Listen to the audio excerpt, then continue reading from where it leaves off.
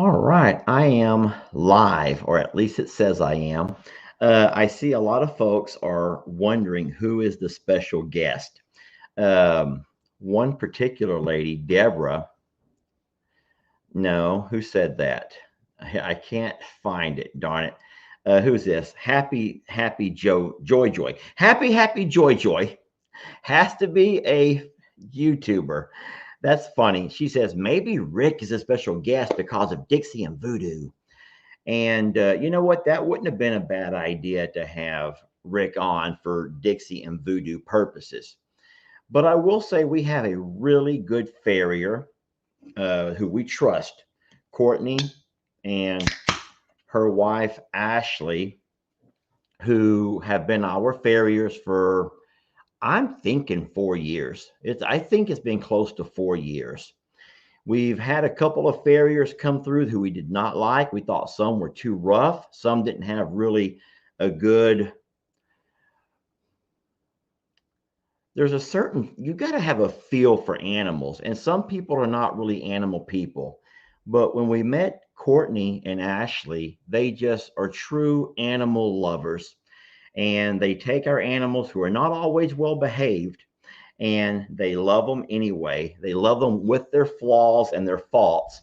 And there's something to be admired about that. We always say, thank you all for loving us despite our many flaws, because some people won't. Some people will catch on and they see one of your flaws and man, they'll be real fast to point out what a jerk you are and they'll be say, I'm never watching this again. And they'll be fast to leave you.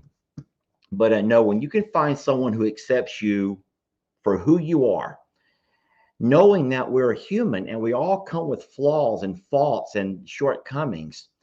But Courtney and Ashley are people who we've learned to trust. As a matter of fact, when we've gone out of town, we've actually had them come and house sit. And when I say house sit, it's really not the house that we worry about. It's all of the critters that live around here. And we trust them with our livelihood. We really do. And so, hey, as a matter of fact, our special guest has just jumped in. He's just joined me. I'm going to bring him on in just a moment. But I will say, first and foremost, he's not here to talk about Dixie and Voodoo. But I promise he will get on to me. I promise he will find something to say about me. I can guarantee you that. Let's bring him in now, everybody. Hello, Mr. Rick. Hey, Lester people. I have horsey people here too, Rick. Oh, do you? I'm not getting. Oh, I'm on private chat. Oh, there they are. I'm like, shit, mine's on private chat over here. I didn't see any comments. There they are. Yeah, I'm really embarrassed to tell you this, and I'm surprised no one has shared it with you yet. But so we do have Voodoo has some a case of thrush, you guys call it, up in one of his hooves. Now, I wasn't here when the farriers came. All I was given was instructions to scrape it out good, squirt the purple medicine up inside of it. And so I come home and I probably should have put the phone down, but I could not figure out which was the bad hoof. And I struggled, Rick. And listen, I struggled for 15 minutes trying to figure out which one was the bad hoof. Maybe it was the purple one. No, it was a day later and the purple had all worn off. And so I posted that video and I swear there were 100 comments. Can't wait till Rick gets a hold of this one. Oh. Because I'm trying to pull up every hoof and see which one looks to be thrushy. I don't know what thrush looks like. I've never dealt with it or seen it. But a lot of people thought that you would be the guest today talking about the thrush in Voodoo's hoof. But that's not the reason why that came about is I did a video about a week ago and Ransom, when I picked his feet, it stunk really bad. And that's usually the first sign of thrush or something going on. You get that pungent, nasty smell. And I was like, I just sprayed it with some bleach and water and everybody went, oh, one of Lester's horses has a problem. That's funny because in those same comments of Lester, you dumbass, you can tell which one it is by the one he's not putting weight on or whatever. And Voodoo is so smart, Rick. I didn't know it till after the video, But Voodoo kept looking down with his head and touching the one that was hurting. He kept touching the bad hoof. It's like, you big dummy, it's this one. And he would not give me his good hoof because all the weight was on that one. It's yes. Yes, that's exactly what he was doing. And so I was surprised I didn't see a video with Rick just tearing me apart in that one. But it's okay because I found another one where Rick just got onto me good. But dude, that was classical. No, listen, I have learned this a long time ago. Our first impression of Rick Gore was a guy that came on pretty strong. Now, I liked you from the first video, and you remember this. I had never met you, but what you do is you take videos that people send you and you just evaluate. And I don't know if you call it, I don't know what you call it, critique, analyze, break it down. I just give my opinion on if I have specialty areas that I've had experience through my training and cop and behavior and horse, if it attaches to that area, then I kind of give my opinion about it and go, here's what I think. And you know what? Even though it was hard to hear someone early on in our page just pretty much tell you how stupid you are, what an idiot, you never said those words. You called all of us stupid humans because many times we all do. I call myself that when I screw up. And then you told me something very, very smart. You kept saying that Lester, you said this guy Lester doesn't know what he doesn't know. It's not his fault. He doesn't know what he doesn't know. And so I've admired you since then. Jamie took a little bit longer to warm up to you. But Rick, you do tell it the way it is. And there's something to be admired about that. In this day and age, with everyone trying to be all PC and trying not to say anything who's going to offend somebody, we take a lot of pride in the fact that we show, and we talk about the good, the bad, and the ugly of running a farm. And in saying so, sometimes things are not pretty to hear and it's not pretty to see. But if you really honestly do want the truth, then you have to allow yourself to sometimes take the bad and the ugly and no, that's just the way life is. Life is not, a lot of channels go out there, Rick, and they'll put all the happy moments, all the good stuff. And they'll tell all the world how great we are. It's like the Facebook, always the pretty selfies with the makeup and we look great and we're filters. Yeah, the filters. It's true. Anyway, let me get right to the point. My friends, you all know that a couple of weeks ago, 2 weeks ago, we had an incident over at Longhorn Lester's. I like your shirt, Bucky. Oh, yeah. a lot of folks don't get this, Rick. If they're not from the South, they don't know what the heck we're talking about. But there's no greater place to shop than Bucky's, in my opinion. That's why they make these great cups, these mugs. Come and take it. That's Bucky's. They're pro. If I could only choose two, Tractor Supply and Bucky's, and I'm not sponsored by either one of them. I wish I were, but that's where I would spend all of my time and be very happy in doing so. But listen, so I'm going to catch everyone up in case they missed it, because we have a new few faces. Friends, we had an incident at Longhorn Lester's a couple of weeks ago where Jamie and I were out on the little porch. It was early. Jamie had just brought the coffee out. And if you guys don't know this, we've been staying over there in our camper because Fiona, one of our dogs, had gotten run over and she required a surgery, and she requires everything is special right now with her. So she needs time with us. And so we've been staying over there. One morning, I would say 8:30 in the morning or so, we're sitting on the porch having our coffee and we hear a gunshot. Now, in the video that I'll show you in a couple of seconds, Rick talks a lot about gunshots in Texas are not something that you all become familiar with hearing gunshots, especially in the country, because this time of year people are deer hunting. But what was surprising about this one particular deer gunshot is it sounded so close to the house, the property there, and neither of our neighbors hunt, and so I didn't know where it came from, somewhere down the bluff bank.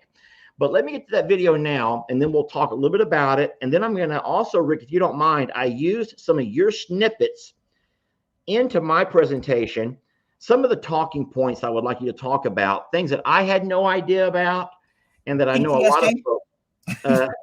I talk about that one. I couldn't ignore that one because of your contagious laugh. I will warn anyone who's watching this with school-age children, Rick can curse like a sailor. Don't give away my secrets. So can I. But there's a couple of words, nothing bad, guys, nothing that your kids have not heard 100 times. And I did not bleep those out for Rick. So y'all, we're all adults here. And if you are not an adult and if you have kids, let them watch something else right now. So let's get into my video first, one that I posted, and I'm only going to show a snippet of this. If anyone wants to see the full video, they can watch it on the Longhorn Lester Facebook or YouTube. Here we go. And I am not going to complain about the weather whatsoever. All right, so my plants. Hey! Hey!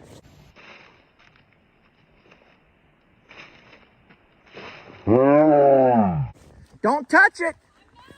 She said she found the gun. Okay, so what I just tried to show you over there was a little brief synopsis of what happened. We were sitting there at Longhorn Lester's having our coffee early one morning, 8:30 I think it was, and we heard a very loud gunshot. And without thinking, and Rick will talk about this later, without thinking, I'm in the black zone, I believe, or the white zone, or whatever zone I was in. You'll learn more about that. I did not think, guys, and that's very common. Rick will talk about it. And I just run off to see who in the heck is shooting and why they're shooting so close up to where we're at with all the animals and where Jamie and I were having our coffee.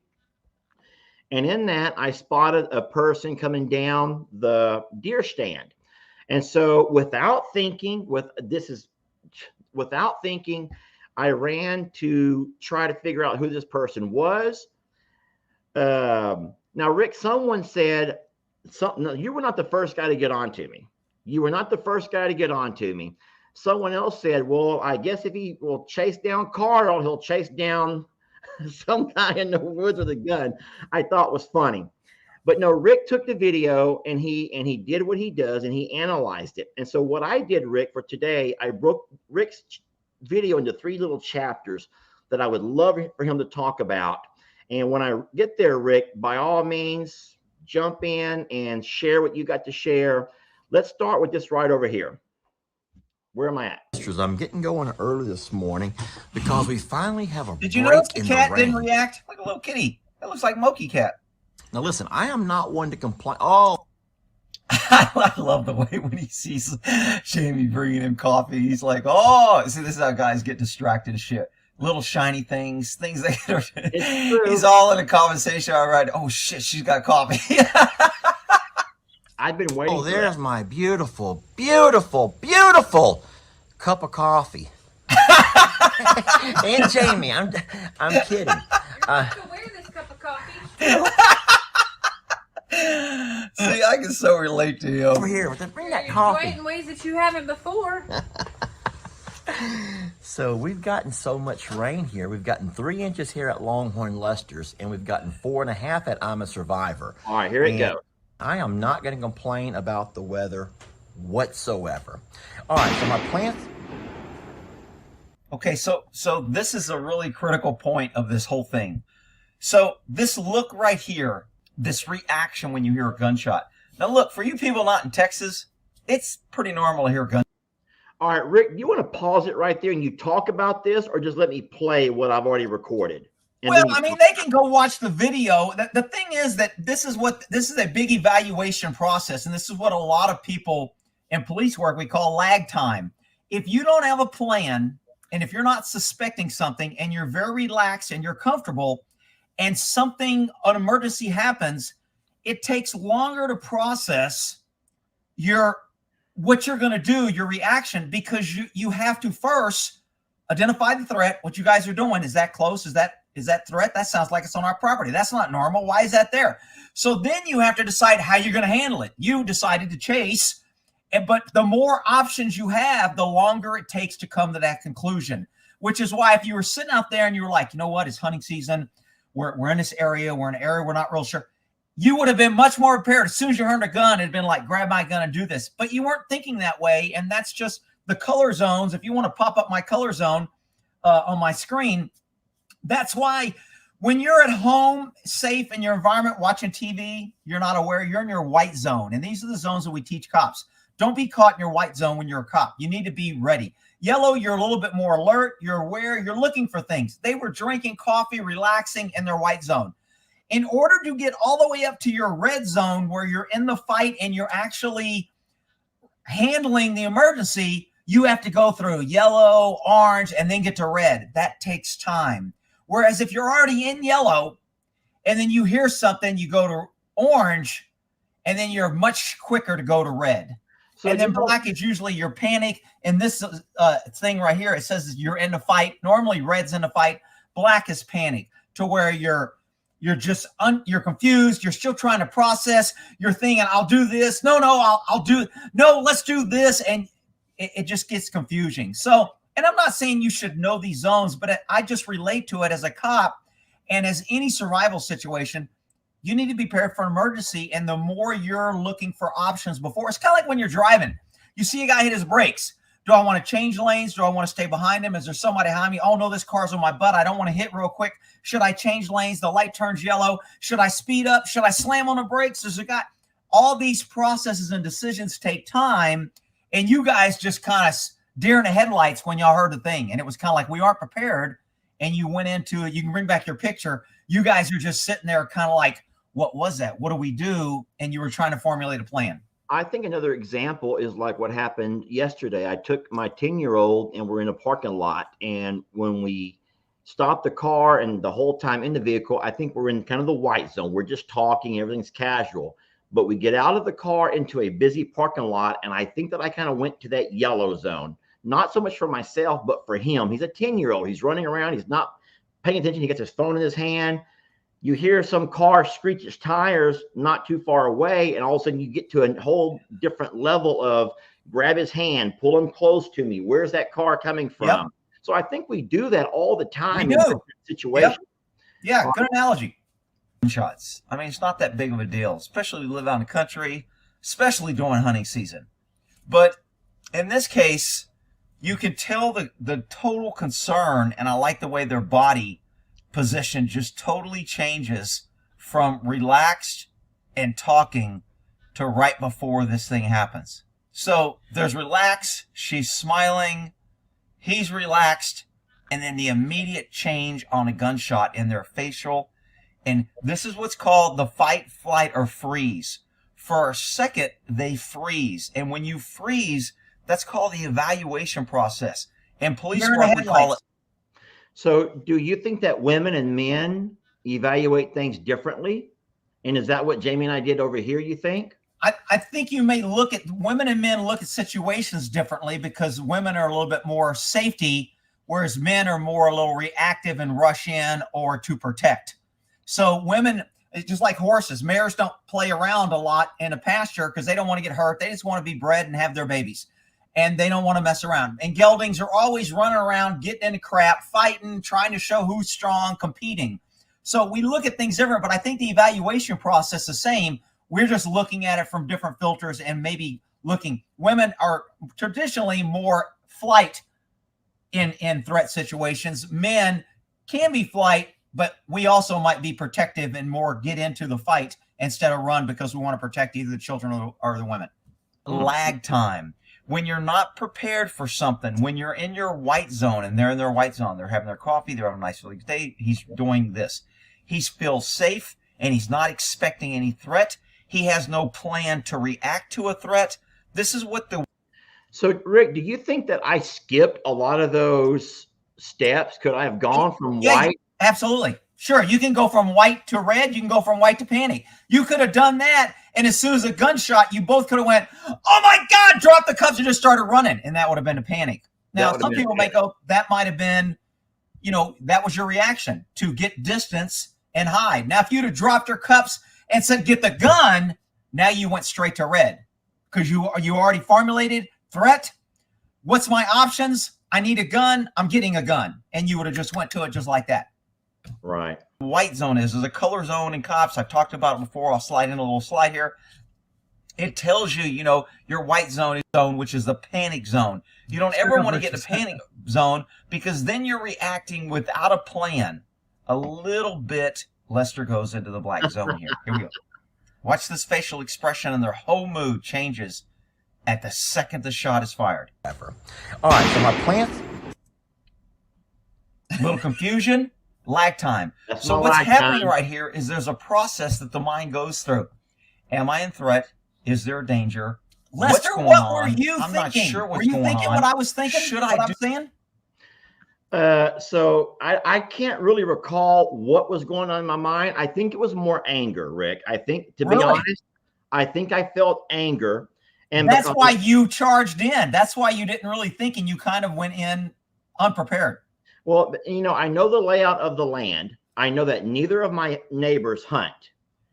We had been hearing gunshots, like you said, off in the distance, you know, because there's nothing but land, you know, for miles and miles around. So we had heard gunshots for the last week, especially on the weekends. And however, that particular gunshot, it was so close. And even if it wasn't where I thought it was coming from, it was too close for comfort, because that's shooting up around your animals, around where your family's at. And so I think that my reaction was more anger, if I can sit here and recall. And then I was curious because I also know on my land that there is an old deer blind that was built by the former occupant of Longhorn Lester's. And I just, in my mind, I just kind of knew, or I felt like that's where the shot came from. It sounded like it came from that particular spot. And in fact, it did. It's funny you say that, because anger would justify or rationalize why you did what you did. You went into immediate pursuit, protection, get off my land, and you really didn't stop to think that these guys could shoot you. There could be multiple people. That may not be the best move, but you were acting out of emotion, anger. Do this? Should I do that? Should I ignore it? Is this normal? All this creates lag time because they weren't prepared.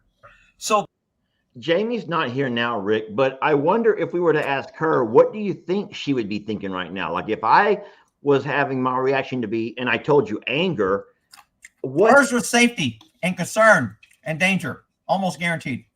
Huh. They get this. What was that? What's going on? Should we be threatened? And then they start not formulating a good plan, but they go into reaction mode. That sounded like it was right there. Wait, do not go over there. Now, they cut out some part here for... All right. So, Rick, just to answer your question here, on my phone, whenever I'm in selfie mode and I'm facing this way, to make it turn that way, I have to press stop and then flip it and then press go again. Oh, really? Yeah. You asked, I remember you asked in the video, why did he press stop? Why was there a lag? I wasn't trying to cut anything out because I did say some unchoice words. I wasn't cutting that out, but my phone, to go from one mode to reverse it, I have to actually stop the record. It gives it it takes it a couple of seconds and then turn it back around. Ah, okay. All and right, you were doing that in the middle of a gunfight. Well, there wasn't a gunfight at this point. It was just one shot. But that whatever reason, from here, they look at you. Notice Lester's look like, oh shit. Watch this. Right, so my plans. You know what? Like, now that you shit say anger, right here, and I don't know why they cut it out. Maybe turn red here. Go back and look at that shot again, and watch the blood, because your heart rate goes up and your blood pressure goes up. Your face turns red right here. If you go back a little bit before then, oh shit, you weren't red. It sounded like it was right. Do this? Should I do that? So my plans. Little confusion, lag time. So what's happening right here is there's a process that the mind goes through. Well, I know that's my mad look too, Rick. Jamie, anyone that knows me knows that when my mouth goes in a downward shape like that, that's Lester not. All people, we try. Horses even clench their teeth when they're stressed. That's why they don't breathe through their mouth. Yeah, I never stand with my face like that. I'm not normally a frowny, upside down smile kind of a guy. So that's my upset, mad face, right? Yeah, So that's not your friendly Is face, there huh? danger? Hey, glad to meet you. What's going on? I'm not sure what's going on. Should I do this? Should I do that? Should I ignore it? Is this normal?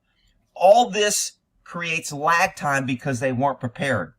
So they get this. What was that? What's going on? Should we be threatened? And then they start not formulating a good plan. Also notice that Jamie looks at you. Sound. Yeah, she did look at me. Yeah, so she's going to feed off. What do you think? What are you going to do?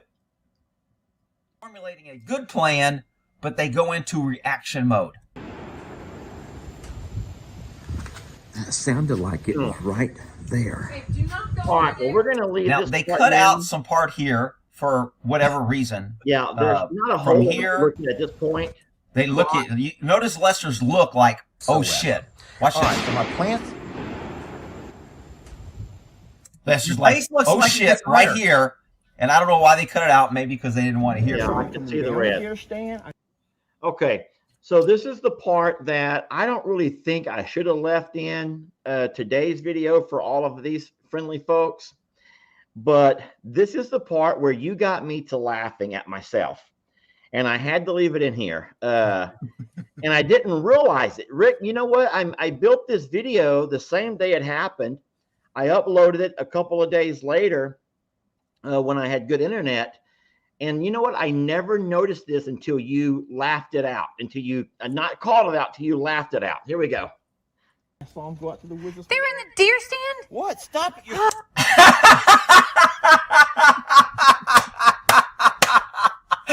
This shit kills me. All right, so Lester is still in a little bit of hypervigilance or this fight or flight. This loud noise kind of gives him PTSD right here. Jamie just gave him PTSD. Watch this PTSD moment. PTSD moment brought to you by Jamie and Lester. I saw him coming down the deer stand. I saw him go out to the wizard's. They were in the deer stand? Dude, that shit was classical. Listen, when she screamed, my first reaction was he's coming back. Right. That's exactly what I said I was gonna tell you. The reason you did that is because you thought she saw something. Yeah. It was danger. You heard it in her voice. It was like danger warning. And you went, what? I thought he was coming back, and I was going to square up and be ready. Because all I had was nothing really. Oh Lord, let's watch that one more time.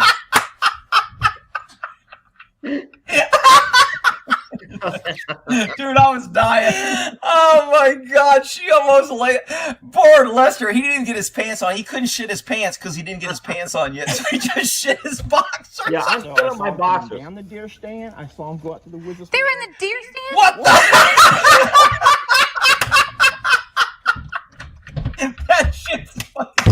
That shit kills me. Oh my God.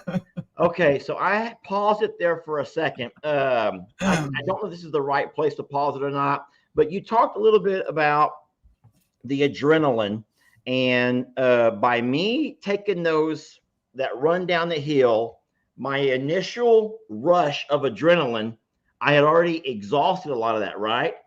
Whereas Jamie had not had a chance to exhaust anything. I may be saying this wrong. Yeah, I think you're right. And so Jamie, by going in and getting my shorts, driving them down the four-wheeler, assuming all is okay, she's still holding all of this inside of her. She's just not real sure. And so the very first words out of her mouth were, "They were in our deer stand." And then because she was so loud, and it scared me, it startled me. Yep. So that was just her release of adrenaline. Sure. Oh my God, that's funny. You're scaring me. I'm sorry. I'm freaked out. Like, really freaked Okay, out. stop screaming. Stop screaming. Okay, so you notice really Jamie freaked is out. giving more information, and she's like, holy you can hear her emotions getting higher. She's more upset. She's like even more incensed now. Lester kind of got some of that out of him because he was running and chasing. And when you go in fight or flight, your body gets that adrenaline dump, and you have to use that. And when you don't use it and you just stand there, it builds up in you, which is why some cops react different when they're in these situations. Well, Did you bring a gun? no. You brought me pants. I just all you yelled for was pants. Gun? So here Lester's like, did you bring a gun? No. You brought me She should have. Okay. All right, so this is the third chapter over here. I thought that what you said about this was very interesting. So just for everyone, I mean, you'll see it in the video, friends, but for those who haven't seen it yet, not only did this guy take off whenever he heard us yell, but he left his gun behind. He didn't leave it propped up. I don't know if he tossed it out one of those windows or tossed it down the steps as he came down the steps. But this is that section right over here. Hey, hold on a minute. Don't touch it. Okay, I think Jamie says, I found a gun, and he says, don't touch it. Good Is move. that what she said? She found the gun. Yeah. So what I had done in the video, I asked Jamie to drive around and see if there was blood marks of it. If this guy had shot Or an something, animal, right? I didn't want it to go to waste. I didn't want some animal to be out there suffering. And so if he had in fact shot, I wanted her to try to find a blood trail.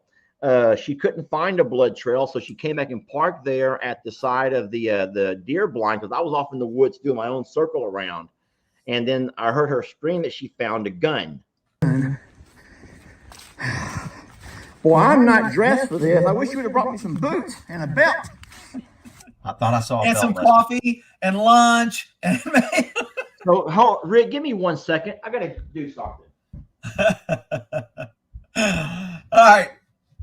So when they found a gun, I didn't know this in the video, but I found out later that the serial numbers were removed from a gun.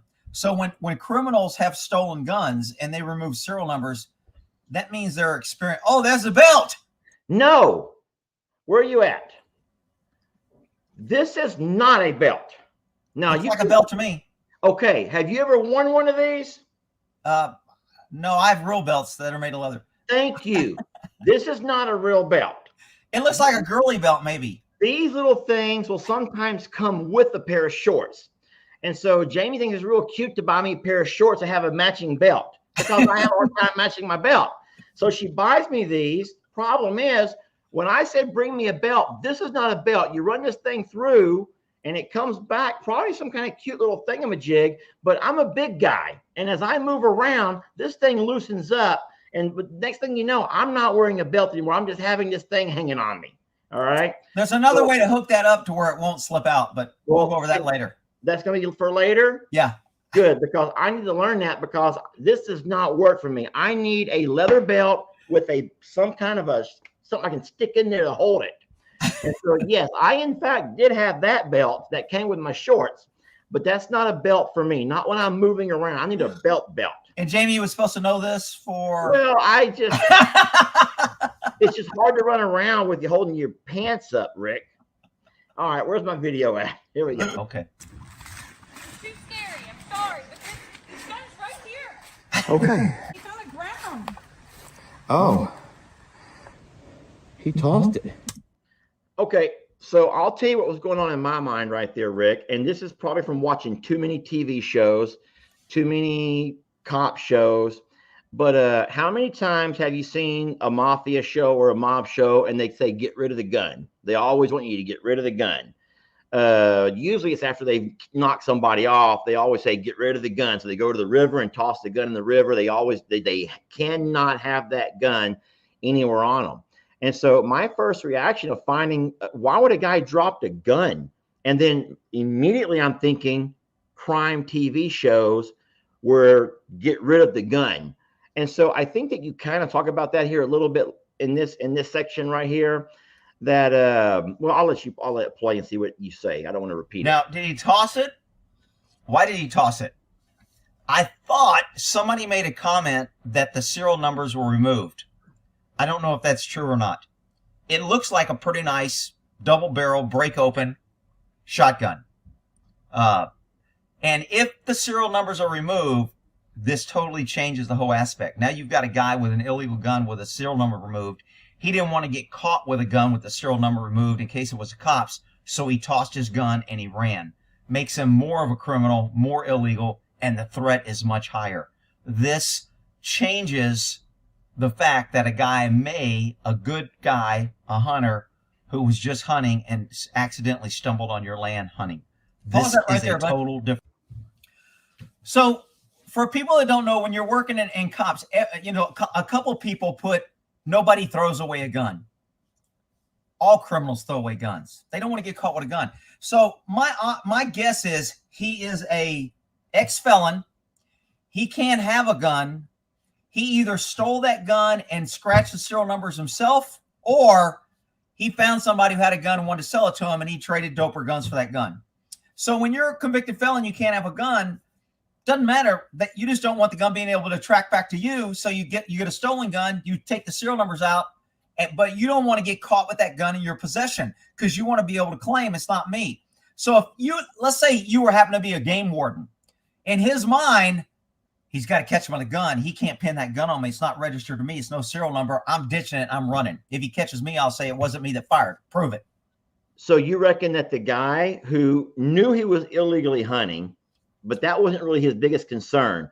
His biggest concern was if he gets caught with a gun by up on the road, they get his car, or if I was to call and they pull up his car and they find a gun, now that's a charge that's going to stick. That's a good felony charge. And it's double charged because the serial number is removed. Not only is he not allowed to have a gun, he's not allowed to have a gun with the serial numbers removed, which is probably stolen. And then if they get the numbers, you know, a lot of people are saying you can get the serial numbers.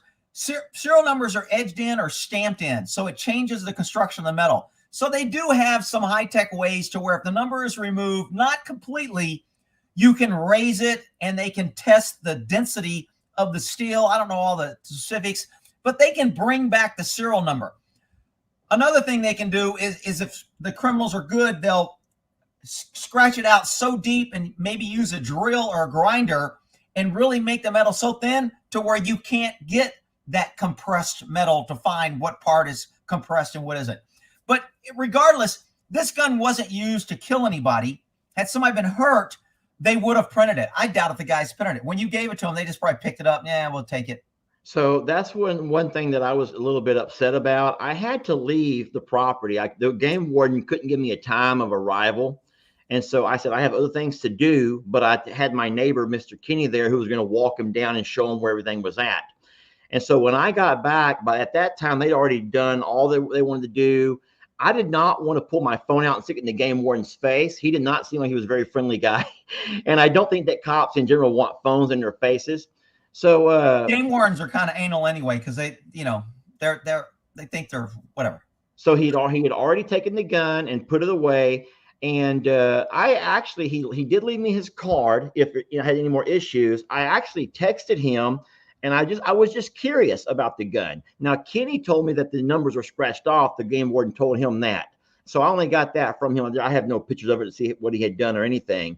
But the guy didn't even reply to my text. I wanted to know, was there like buckshot in the gun? Was it a game shot? What was he shooting? Right. I was just curious. Yeah, and that's unfortunate. The way the cops are nowadays is they are not about service or pesky shit. They collect their money, and we're just a pain in their butt that make them work. And it's bullshit. It's bullshit. Now, look, the gun was yours. It was on your property. You could have took pictures. You could have opened it up. You could have done that. You could have put a pair of gloves on. That way you're not cross-contaminating, getting your fingerprints on it. And you could have took your own video before you turned it over to them. You don't I didn't know that. I was just terrified. I didn't know. Yeah, I would have done my own stuff. I mean, I've got a print kit to where I've got some dust and stuff. I could have actually printed it. But they're just not going to do it because it's like, it's an abandoned gun. It's stolen. Big deal. It'd have been a resource for them. They wouldn't have had the actual perpetrator anyway. Well, they would if they had a print and the print came back in the system. Now, I mean, if I was working that case, I would have absolutely seized it correctly. I would have said, protect it for prints. I would have turned it over to our print guys. They would have dusted it or put it in with super glue to where if you put it in with super glue, it connects to the fingerprints and it shows it. They would have done their test. And they would have got a print, and we'd have put that print in the system, and we got a match, and I'd have been like, that's enough. That's probable cause for me to put out a warrant for that guy and arrest him for possession of his gun. His prints are absolutely. This is a good case. It's just most cops don't want to do that because then that's work. I got to do reports. I got to follow. And so how do I know they're not doing that and just not telling me about it? But I'm gonna take a swinging wild ass guess and say they're lazy and they're not doing it. But they could be. I doubt it. It's going to be like, this guy found a gun, big deal. He don't even know if the guy had the gun. He didn't see the guy drop the gun. A lot of times cops close things that are no suspects, no leads. If we have no suspects and no leads, we're thrown away. But in this case, we do have a lead. There's a gun with a possible print, and this gun could have been stolen from a place where the guy was killed. And if we can tie this guy to this gun that was stolen from a place where the homeowners were killed for this gun, we've solved a major case. But I guarantee you, he probably picked it up. He didn't preserve it for prints. He didn't want to have to do it. He's going to book it into evidence, say found property, and maybe they'll send it to the ATF for identification, but I doubt it. Huh. Well, I haven't heard back. He did leave me his card, but I've not heard a word. That's been a week and a half or so. You know what? I'd call a supervisor. Call back. Absolutely. And just ask him what happened? Absolutely. You're the victim here. Somebody trespassed on your property and committed a crime. You are the victim. You have a right. Somebody should have took a report. Now, he may tell you you need to file a report with your sheriff, and you may want to call your sheriff and ask him, hey, this happened, and I call the game warden. Do I need a report from you or whatever, in case this happens again? Or can you tell me if the print, and the sheriff could get involved and go, dude, did you print that? Why not? Well, Rick, I also told him I had some video that he didn't even want to look at. Yeah, because then he'd have to book it, and it takes time. Just shut up. Let me get the gun, you pesky citizen, and all. And like you said, and I also read by about 1,000 people. I'm also not liable, but I need to go mark that property as private property, either with that paint, like you talked about, or some kind of signs. I can't fence down there because that's floodplain. It would wash my fences away. But I could paint some of those trees. And you could tie a rope from tree to tree and hang a sign. Higher than a deer's head, or, at eye level. Most things they want it kind of eye level, but I mean, the purple paint works good. It doesn't kill the tree. I wouldn't go all the way around it. Just do the little strip like it said. And purple paint's good, but you don't have to do that. It's just if you want to enforce a trespassing to say they had notice, then it has to be there. Because this guy's defense, if the gun was legal, if he was a legal hunter, his defense would have been, it's not marked. I didn't know it was trespassing. As soon as he said there's people, I left. And that would be his defense. And it would be hard for a DA to want to put that in front of a jury and charge him. Yeah. But if there was purple paint up and he walked by a bunch of trees and he says, oh, I didn't see it. Well, he can say that. But if it's plainly marked, then you get pictures and that's evidence for trial or whatever. I got you. The other thing is, and this is where I think it's real scary. Now, I know that you and I might disagree here. And I'm a Texan just like you are, and I am proud owner of lots and lots of guns, more than what I need, as you are. But listen, you don't think that if I had taken that gun, now listen, okay, I see both sides of it. If I had run down that hill with a gun, and that guy's coming out of that deer stand with a gun, you don't think that would have been more of a reason for him to turn that gun towards me, and we end up having our own OK Corral Western shootout over really nothing, because really he trespassed. I don't like it, but he wasn't coming inside the shop. He wasn't shooting at my animals. He wasn't. How do you know he wasn't shooting at your animals? Well, I mean, I'm sure where he was standing, where he didn't know you were there. He didn't know the house. How do you know he didn't shoot? How do you know if your kid had been out there or someone else visiting and they would have been shot or killed because he thought they were there? I mean. And then you said it. What if it had been a kid? What if it had been a 17 or a 15-year-old? I think that's kind of a defeatist attitude to say that I don't want to bring it and I know a lot of people say that I don't want to carry a gun because it might provoke somebody. Now that's what they tell rape victims. Just blow the whistle. Don't resist. Just go along. I'm like, you're freaking crazy. You fight until you can't fight no more. And when I was taking my handgun certification, my concealed course, I remember they showed us a video, and it was I'm trying to recall how it went, but a guy was out pumping gas, and he heard an altercation inside the store. He sees a guy running out with a gun, so his reaction is take his gun and shoot. That's something like that.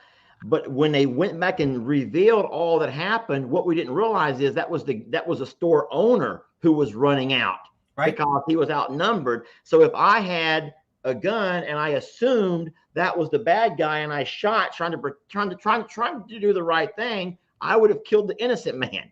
And so I kind of feel in your scenario, you're shooting with not all the information.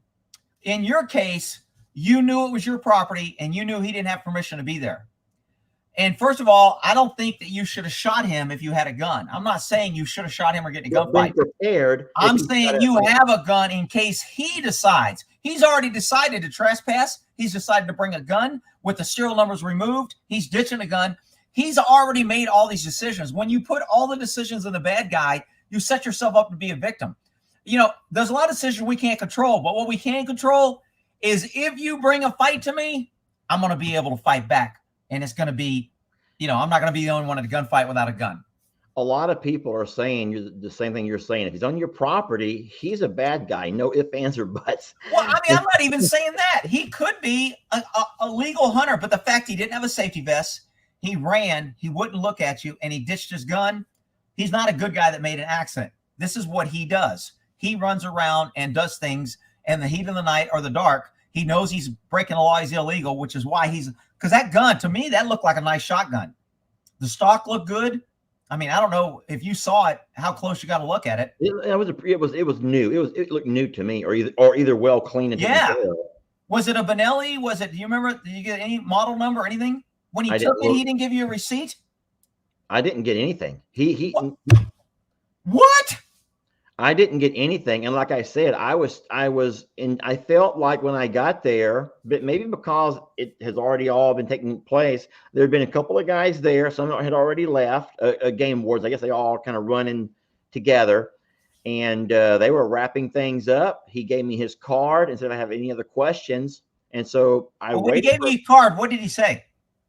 Did I have any other questions? Yeah, but I mean, did he say, okay, we've taken a gun and we're leaving now and that's it? Or we're taking a gun and we'll get back to you? Or so he had told Mr. Kenny, that's my neighbor who was there during the entire time, that they were taking the gun, obviously. Kenny didn't get up and get involved and find out exactly what they were going to do. He just was kind of showing them where everything happened at.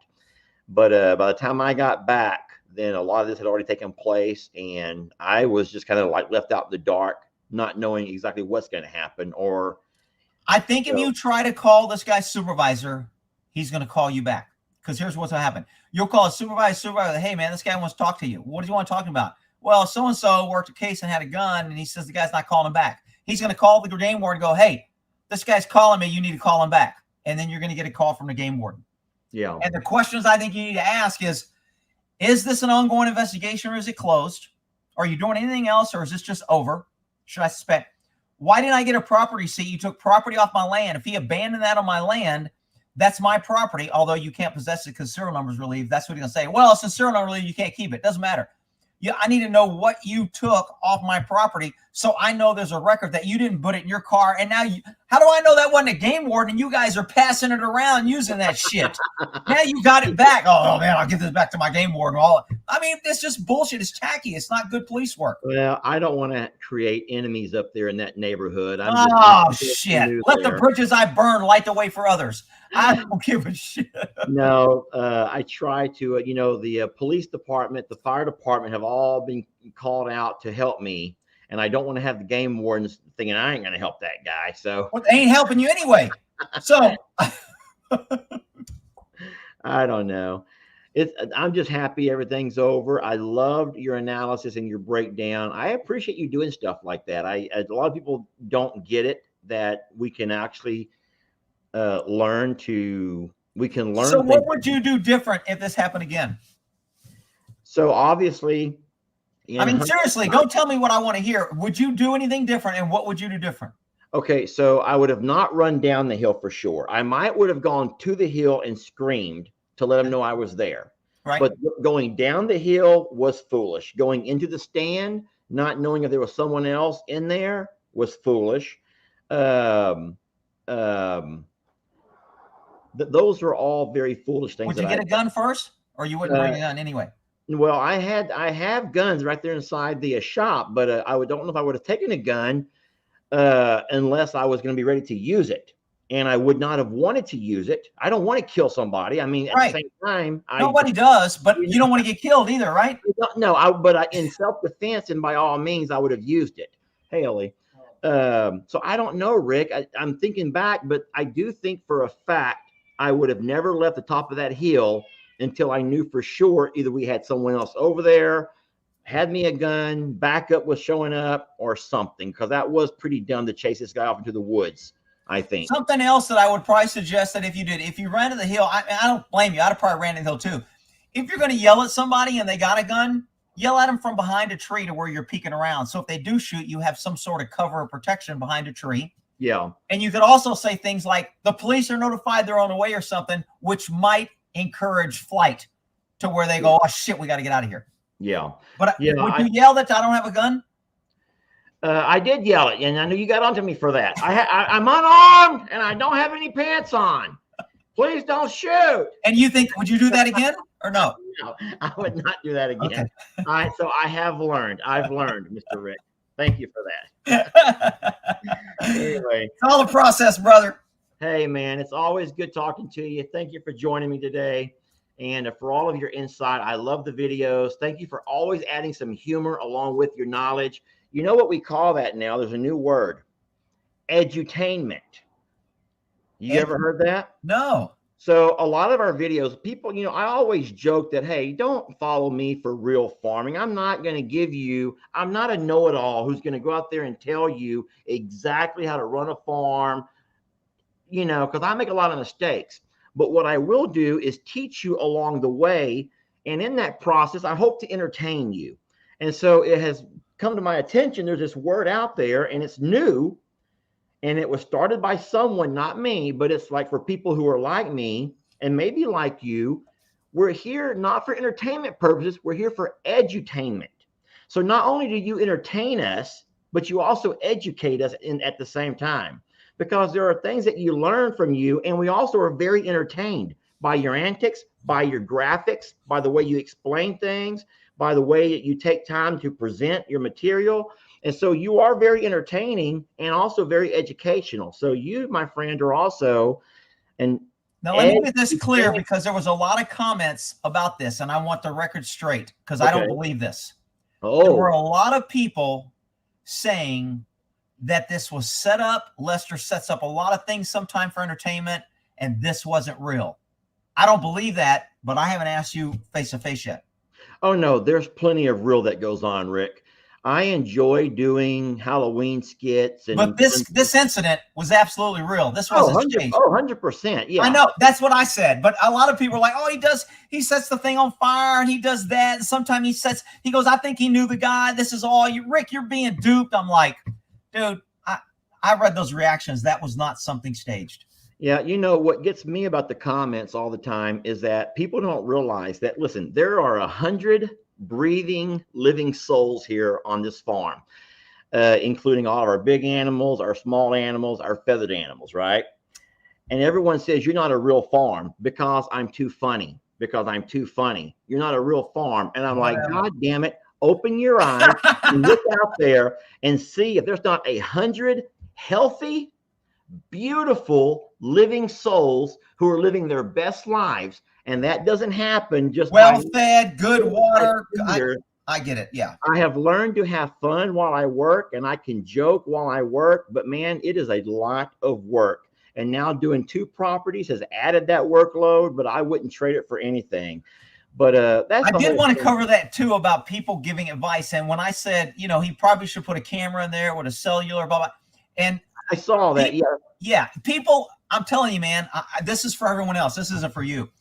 When you're doing channels and editing and lives and answering people and communicating, then you have people that want to talk to you and ask you questions, and they befriend you, and you've only got so much time, and then you have to take care of your property and your animals, and then you have all these suggestions on, man, you should do that, and you should do that, and why don't you do?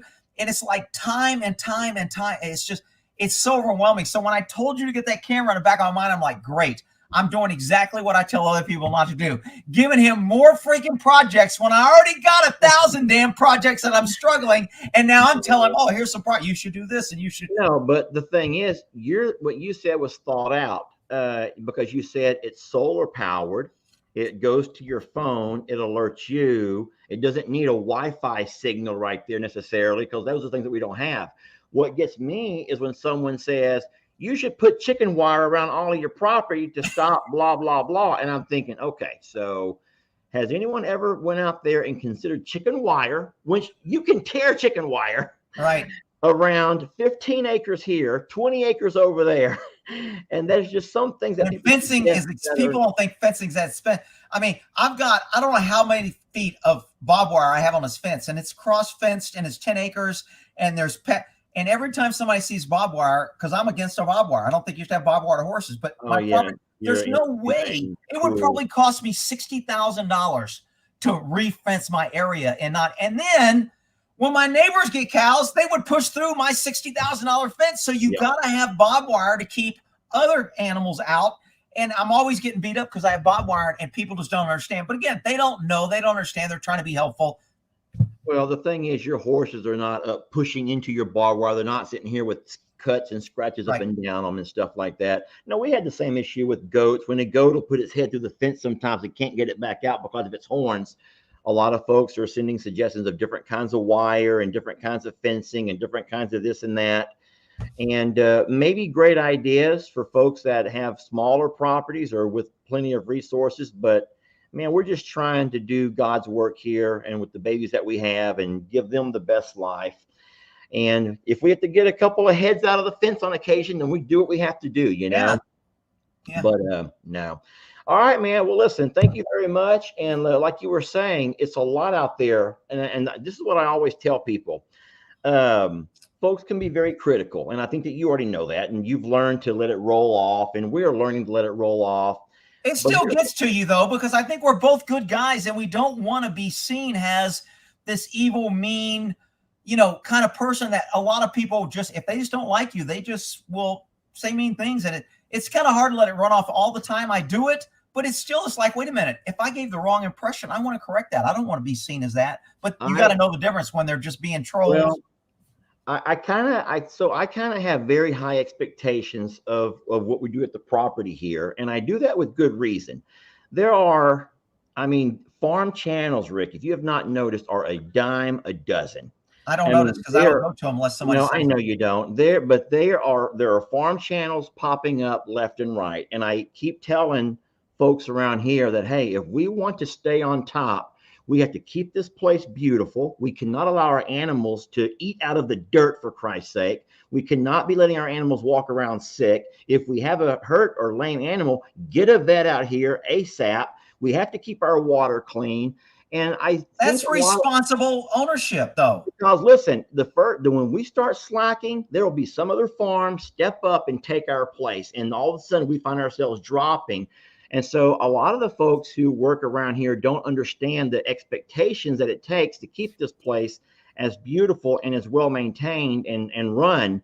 But I was something interesting that I talk about every once in a while is that there's 50 million, Rick. That's a big number. 50 million creators amongst all your TikToks, your Snapchat chatters, you name it, all the different platforms. There's 50 million creators, and they're all out there trying to find an audience. And so if you or me, we ever start slacking, someone's going to come up and take our place. And so we stay busy, we stay on top of things. And a lot of folks don't like that. They don't like that Lester runs this place with an iron fist. But hey, you know what? Nothing irritates me more than to see when I do go to Farm Channel and there's green, funky looking water that the animals have to drink, and they're feeding in the mud, and the horses are full of mud, and the flies are they got scars and blood dripping. And I'm like, that's just disgusting. It is disgusting. I think that I kind of lost my train of thought with what you were saying is true, though, man. And that's the number one thing. People can look at a channel and see real fast if those animals are living their best lives. And if they can't take 5 minutes to go out there and empty and bleach that water, that's been a pet peeve of mine for a very long time. Me too. Oh, Lester, they're just animals. Yeah, but animals need fresh, clean water. Yeah. You know? And they're healthy. I'm telling you, man, I know plenty of people own horses and they have diarrhea for years because they're drinking crappy water, and they go, oh, that's just my horse. It has runs all the time. I'm like, that's not normal. Yeah, they're just animals, Lester. They drink out of ponds. They can handle it. No, Right. they shouldn't have to handle it. We don't have to handle it. We wouldn't want to handle it. But Rick, it was a pleasure talking to you. You too, And brother. have you noticed at all? Now, I'm not getting on to anybody here. We still have a really nice audience, so I'm going to address something real fast that was it was going to be part of my housekeeping, but I'm sure you deal with it also. You go live on occasion. You do videos on occasion. Do you ever have people get upset at the way they don't like your lives or they don't like your videos? Because what we're doing, and they would rather you do it some way different, some way different. We are trying to keep up in an ever-changing market. Now, I don't think you do Facebook, do you? No. So Facebook is evolving. YouTube is also evolving with the stories and the shorts. And I feel like we have to keep up with this evolution. We don't want to change our roots. We don't want to change who we are and how we got here. But we have to also evolve at some point, especially if the platforms that give us a voice are asking us to evolve. So YouTube, for the most part, is still very content with your longer videos, and they're completely okay with going lives. Facebook, though, is putting a lot of pressure on the Facebook creators to speed things up. Your Facebook audience is a whole lot here and now. They want things in the here and now. They want to do Really? They want to do shorts. They don't want to spend, Facebook people don't want to spend 15, 20 minutes watching a video. So they encourage us to do more lives. So I told Jamie what we'll do is we will double our workload and give everybody what they want. So now we do lives on occasion. I'd say 3 or 4 times a week. We do reels, which is the little short version, the little 30-second versions of little short clips. We do, of course, our long videos, and then we post stories 3 or 4 times a week. And would you believe that we have so many people? I don't like the short videos. This page is no longer what it used to be. I'm going to start watching someone else. And I'm thinking, lady, you don't got to watch it. We don't charge you to watch. It's free. I'm doing all the work. I'm the one busting my ass to do all the work to try to make everybody happy. And that gets so tiring sometimes, buddy. I don't know how much longer I can keep up. I don't know how much longer I can keep up with everything. Yeah. I mean, I always said if it got to where I didn't enjoy it and it became work, I'd probably stop doing it, because I enjoy doing it. I get so many nice. Somebody just sent me this nice plaque for Mr. T Memorial. Very nice. That's beautiful. It is very beautiful. Is that you with him? I can't see the picture real quick. Yeah, that's me and Mr. T. And were you wearing a fanny pack? No, I got chaps on. Oh, whoo. Boy, if you were wearing a fanny pack, I was gonna get all over you. Well, when I did work undercover as a cop, we have a fanny pack to where you rip it open and holds your gun. So I did wear a fanny pack at one point. Okay. No, I'm fine with fanny pack. I grew up in the 80s. I'm good with fanny packs. I don't wear or what do they call them now? A man purse? Oh my gosh, yeah, the French man purse. Or those little cloth belts that don't work. Oh, I got plenty of them. Lord, I tell you.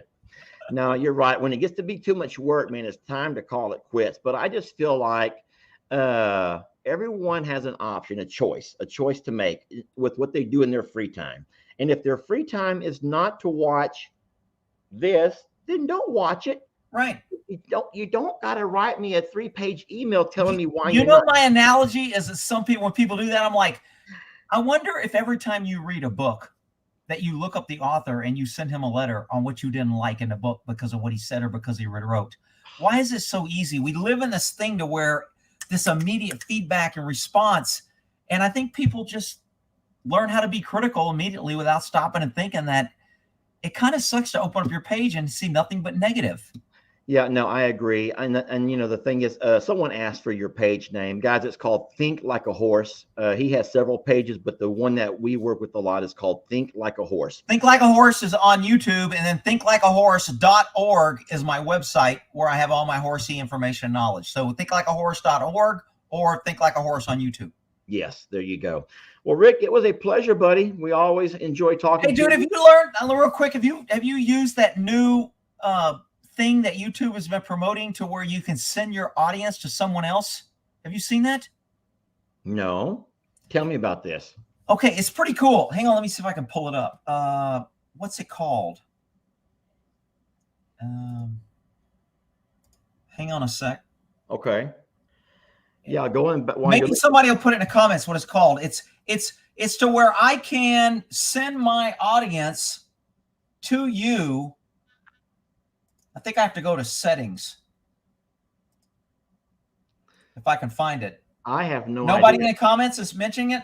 I'm surprised. No, not that I see it.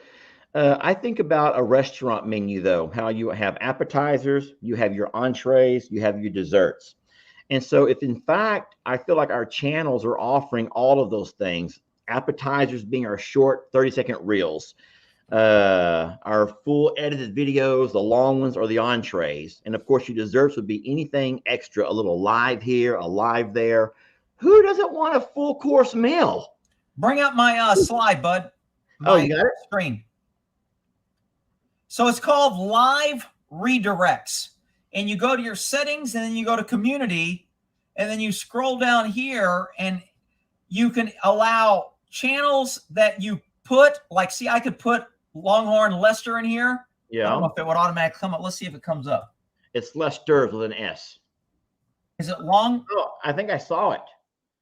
Oh, did it come up? Yeah, start typing. I saw it at the bottom. I think that's it right there. I can't tell what that says at the bottom. Oh, that's long-haired pretty nails. Oh, no, that's not me. Horn. Not me. Longhorn Lester. There it is. So now, because you're in this thing, Yeah. if I'm doing a live and you're doing a live, and I know that you're live, Yeah. there's some way, and I haven't done it yet, I can send all my live people, say, hey, I'm redirecting you all over to Lester's live. And I send all my people. And that way you get people to experience different lives, and they're already watching. And then I can send my lives to you. You can send your lives to me. I thought it was a pretty cool idea. I haven't used it yet because I'm not familiar, but I've been getting all kind of things about it. Well, I will look that up, Rick. Thank you for letting me know about that. All righty. All right. Well, Rick, if you want to hold on a second, I'm going to send everyone else away. My friends, thank you all for watching. I'm sure Rick enjoys it. His page is Think Like a Horse. And I'm sure he'd be happy to show you around his page. Your other pages are Wake Up America. Am I correct? Good Luck America. Good Luck America. Yeah, that's a little. I do a lot of cop. It's a little bit more, a lot of blood and cops shooting people. And I feel like it's like a patriot type page. It is. It is. I do promote the Second Amendment and. Yeah, I will tell you by and far that is the majority of our audience is they would certainly be more on that line of patriots. And okay, well, my friends, we will let you guys go with that. That's an hour and 7 minutes, Rick. Can you believe that? I'm going to get all kinds of trouble now. And we thank you guys for watching. We'll see you all next time. See y'all. All right, so I'm going to end the broadcast, Rick, but you're going to stick